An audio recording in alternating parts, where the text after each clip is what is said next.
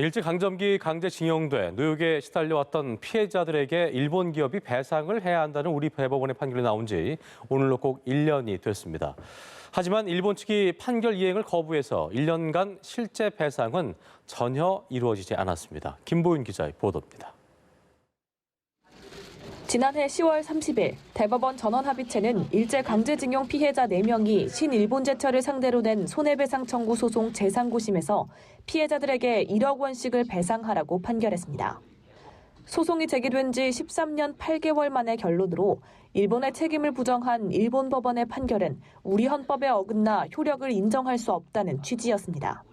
일본 정부는 식민 지배의 불법성을 인정하지 않은 채 강제동원 피해의 법적 배상을 원천적으로 부인하였고 강제동원 위자료 청구권이 청구권 협정의 적용 대상에 포함되었다고 보기는 어렵습니다.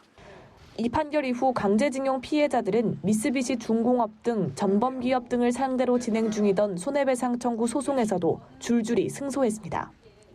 하지만 대부분의 소송은 일본 기업 측의 불복으로 다시 상급심 판단을 기다리고 있고 스미토모 석탄광업을 상대로 낸 소송 등은 재판 서류가 송달되지 않아 4년 넘게 1심도 시작되지 않았습니다.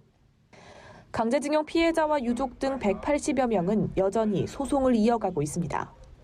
피해자들의 승소가 확정된 판결도 일본 측이 이행을 거부해 지난 1년간 배상을 받은 피해자는 단 한 명도 없습니다. 법원은 일본제철의 국내 주식을 압류했지만 일본제철이 절차에 응하지 않고 있어 강제 매각에 나서지 못하고 있는 상황. 법원이 강제 매각을 해서 피해자들에게 나눠줄 수도 있지만 일본과 관계 악화 등을 우려해 실제로 이루어질지는 미지수입니다.